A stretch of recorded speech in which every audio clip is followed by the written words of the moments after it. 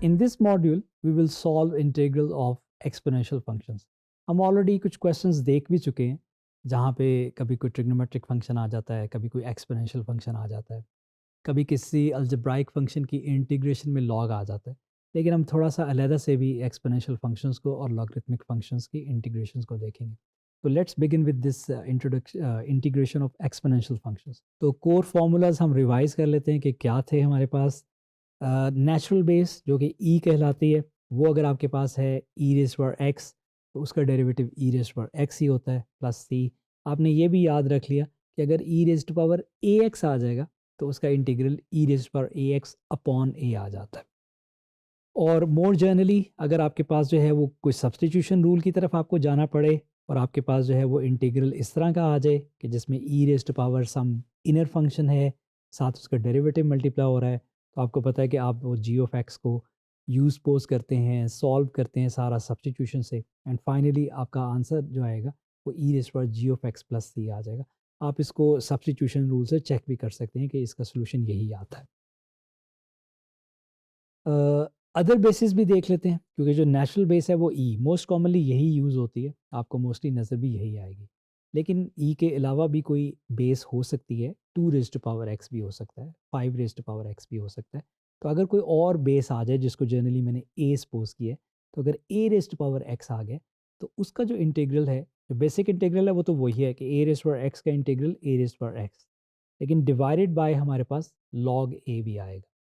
तो ये आपके पास अदर बेसिस के लिए इंटीग्रेशन का फॉर्मूला है, और इसको भी आप जनरलाइज कर सकते हैं सब्स्टिट्यूशन रूल से कि अगर आपके पास जो पावर है वो फंक्शन आ गई है जी ऑफ एक्स। तो ये हमारे पास जो है वो कोर फार्मूलाज हैं और एक्सपोनेंशियल फंक्शंस। स्ट्रेटजी सब्स्टिट्यूशन की वही रहेगी, यहाँ पे रिवाइज हो रही है कि अगर आपके पास कोई इनर फंक्शन है उसको आप यू सपोज करेंगे और फिर आप उसका डी यू सेट करेंगे कि जो आपके पास जी डैश ऑफ एक्स जो डेरिवेटिव वाली टर्म है अलॉन्ग विद डी एक्स वो कवर होनी चाहिए, तो आपके पास वो डी यू आ जाएगा और फिर आप उसमें जो है वो इंटीग्रेट करेंगे और यू को वापस पुट करेंगे, या अगर डेफिनेट इंटीग्रल है तो नई लिमिट्स यू की निकाल के सॉल्व करेंगे।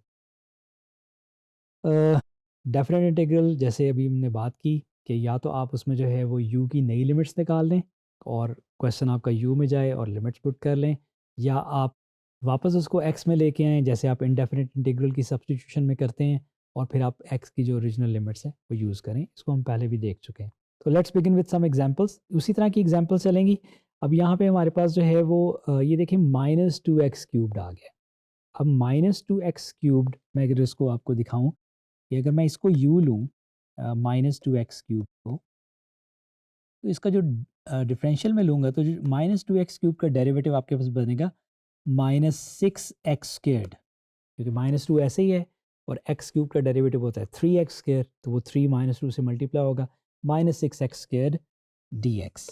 अब मेरे पास है सिर्फ एक्स स्क्वेयर और इशू आ रहा है सिर्फ माइनस सिक्स का, तो वो हम कवर कर लेते हैं। माइनस सिक्स से मैं मल्टीप्लाई और डिवाइड कर लेता हूँ, तो minus one by six integral of minus six x squared, तो मैंने ब्रैकेट में लिख लिया माइनस की वजह से, e raised power minus two x cubed d x.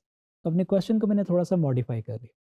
मैं आपको ये बता चुका हूँ पहले कि अगर आप ये माइनस वन बाई सिक्स से मल्टीप्लाई और डिवाइड नहीं भी करेंगे तो आप यहाँ से सिंपली डी एक्स, क्योंकि जो कवर हो रहा है एक्स स्क्र डी एक्स, आप simply x square d x की वैल्यू निकाल लें, वो D you upon minus six हो जाएगी। वो भी आप ले जाएंगे तो ये ऑटोमेटिकली वो माइनस सिक्स को ले आएगा जो हमारे पास आ रहा है actual minus one by six.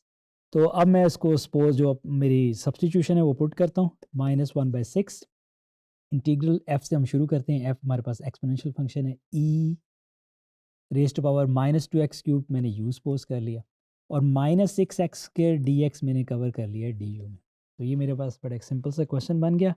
तो मेरे पास आ गया minus one by six e raised power u का integral e raised power u ही होता है, ठीक है, और प्लस सी, और यू को आप वापस पुट करें तो ये आपके पास आ जाएगा minus one by six e raised power minus two x cubed plus c. तो ये हमने देखा सब्स्टिट्यूशन रूल से ये क्वेश्चन होता था एंड वी डिड इट। एक और एग्जांपल है, यहाँ पे भी अब आपके पास ई एक्स, आप चाहें तो आप ये स्क्वायर एक्सपैंड कर लें और ई एक्स को अंदर मल्टीप्लाई कर लें, उस तरह से भी आप इसको सॉल्व कर सकते हैं। और क्योंकि ई एक्स की इंटीग्रेशन आपको पता है नंबर के साथ भी आ जाएगा तो वो कांस्टेंट बाहर आ जाता है, आप उस तरह से इसको ट्राई कर सकते हैं। लेकिन मैं इसको फिर सब्स्टिट्यूशन रूल से, क्योंकि हमने एक लर्न किया है नया मेथड सब्स्टिट्यूशन रूल, तो हम उससे इसको ट्राई करते हैं। मुझे ये पता है कि इस पूरे का जो इनर फंक्शन है 3e⁻x-2, इसका डेरिवेटिव 3ex आएगा और मेरे पास ex एक है मौजूद, तो मैं इसको उस तरह से यूज़ करूँगा।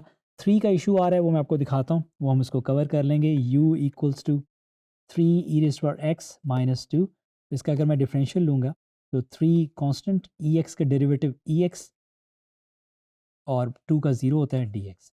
आपने ये देखा कि सब्स्टिट्यूशन रूल को यूज़ करने के लिए, अंडरस्टैंड करने के लिए और सेंस करने के लिए कि इस क्वेश्चन में क्या सब्स्टिट्यूशन रूल होगी, आपकी डेरिवेटिव्स पे अच्छी ग्रिप होनी चाहिए।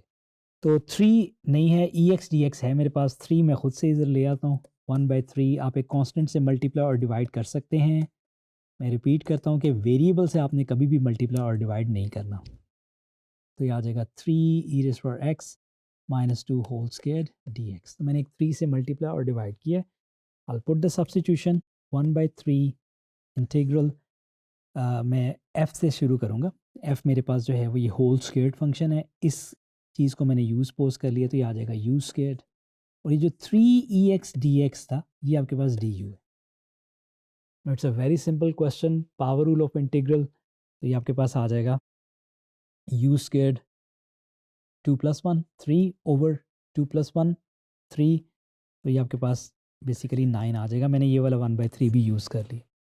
तो u cubed upon 9 and put the value of u back. U was 3e⁻x-2 cubed upon 9 and there will be a plus c. तो हमने एक और एग्जांपल देखी, सी सम फर्दर एग्जांपल 5⁻³ (3x-1). अब ये बेस e नहीं है, ये 5 है, तो आपने वो याद रखना है कि उसका जो इंटीग्रल है उसमें एक log 5 भी आता है। तो सब्स्टिट्यूशन यहाँ पे सिंपल सी है, 3x-1, इसका डेरिवेटिव 3 है, तो मैं इसको जो है वो 3x-1 इसको मैं यूज़ पोज कर लेता हूँ, तो जो मेरे पास डेरिवेटिव आएगा, मैंने थोड़ा सा उलट लिख दिया लेकिन एक ही बात है, 3dx आ जाएगा equals to du।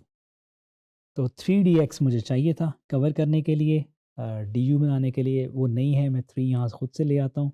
1/3 integral of 3 5⁻³ dx। ये 5 को ज़रा आपने अलहदा से देखना है, ये बेस है एक पावर की, ये एक्सपोनेंशियल फंक्शन है।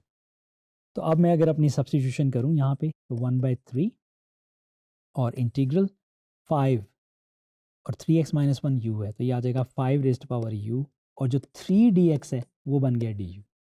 तो ये आपके पास एक इंटीग्रल का क्वेश्चन आ गया, 5⁻u, इसकी इंटीग्रेशन 1/3, एक्सपोनेंशियल फंक्शन है लेकिन बेस यहाँ पे 5 है, तो आपके पास आ जाएगा 5⁻u ओवर log ऑफ 5। तो ये आपके पास इसकी इंटीग्रेशन आ गई और इसमें आप u को वापस पुट कर दें, तो ये आपके पास आ जाएगा 5⁻³ ऑन 3 टाइम्स log ऑफ 5। ये किसी 5 और 5 को आपने कैंसिल नहीं कर देना, एक एक्सपोनेंशियल फंक्शन की बेस है, एक का log हम यूज़ कर रहे हैं, प्लस c। तो let's see that if we solve and one more question, ये एक्सपोनेंशियल फंक्शन है दोबारा से और इसमें अब हमारे पास लिमिट्स भी हैं 1 to 3। तो आपके पास ये थोड़ा सा ज़रा इंटरेस्टिंग क्वेश्चन है, ज़रा केयरफुली आपको पता लगेगा क्या मेरा इनर फंक्शन है और क्या उसका डेरिवेटिव। 2/x आ रहा है, अब 2/x e⁻x का तो आपको इंटीग्रल पता है, लेकिन e⁻2/x का नहीं है। लेकिन अगर आप थोड़ा सा इसको देखें कि 2/x का डेरिवेटिव क्या होता है, तो लेट्स, अगर मैं इसको सपोज करूँ u को 2/x और इसका डिफरेंशियल लूँ, तो 2/x का डेरिवेटिव आएगा -2/x² dx। तो बेसिकली 1/x का डेरिवेटिव -1/x² होता है। ये आपने देखना है कैसे होता है। ये पावर रूल से होगा, आप x को ऊपर ले जाएंगे, उसकी पावर -1 होगी, फिर पावर रूल लगाएंगे, इवेंचुअली ये आता। अब इससे हुआ क्या कि ये जो बॉटम में x² था ये कवर हो रहा है मेरे पास, इशू सिर्फ -2 का आ रहा है, -2 मिसिंग है, वो हम क्रिएट कर लेते हैं। तो ये आपके पास आ जाएगा।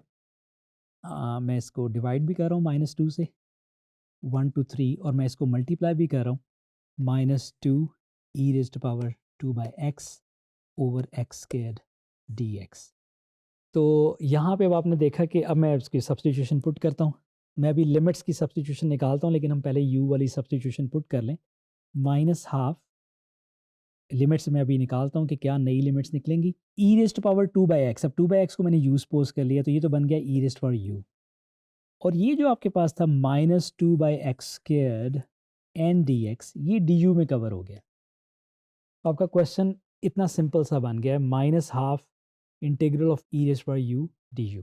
लिमिट्स हम निकाल लेते हैं। लिमिट्स आपको बताया था कि आप u की नई लिमिट्स निकाल सकते हैं, जो सपोज़ किया है वहाँ से। इसमें x की लोअर लिमिट पुट करें, x की लोअर लिमिट 1 है, तो u बनेगा 2 बाय 1, 2 ये आ जाएगा। और x की अपर लिमिट पुट करें, x की अपर लिमिट 3 है, तो ये आपके पास आ जाएगा, u की अपर लिमिट क्या आ जाएगी, 2 बाय 3। तो ये आपके पास अपर लिमिट्स और लोअर लिमिट u की भी आ गई। तो आपका ये जो लिमिट्स हैं ये आ जाएगी, lower limit is 2, upper limit is 2 by 3। तो अब आप इस क्वेश्चन को सॉल्व कर सकते हैं। EU का इंटीग्रल जो है -12 integral of EU is EU, और लिमिट्स अब आपके पास जो हैं वो 2 और 2 बाई 3 हैं। अब आपने कोई बैक सब्स्टिट्यूशन नहीं करनी, क्योंकि हमने लिमिट्स u की निकालनी है। तो आप सिंपली जो है वो u को में एक दफ़ा 2 बाई 3 पुट करेंगे, e rays power 2 by 3, minus एक दफ़ा आप उसमें जो है वो 2 को पुट करेंगे। इस तरह से अपर लिमिट और minus lower limit, there is no need to use calculator and simplify this e. आप उसको वो एग्जैक्ट आंसर ही रहने दें, तो दैट इज़ एक्सेप्टेबल। तो ये हमने एक्सपोनेंशियल फंक्शंस के कुछ स्पेसिफिक क्वेश्चन, जिनमें सिर्फ एक्सपोनेंशियल फंक्शन यूज़ हो रहा था, हमने उनको अलहदा से देखा। तो कुछ इसमें एक्सपोनेंशियल फंक्शंस जो नेचुरल एक्सपोनेंशियल फंक्शंस हैं, या इवन जो दूसरा जनरल बेस वाला भी है, ये बहुत सारी एप्लीकेशन जैसे कि इंटरेस्ट रेट है, या पॉपुलेशन रिलेटेड जो एप्लीकेशंस हैं, ये वहाँ पे अपीयर होता है एक्सपोनेंशियल फंक्शन। तो हम इसकी कुछ एप्लीकेशंस भी देखेंगे।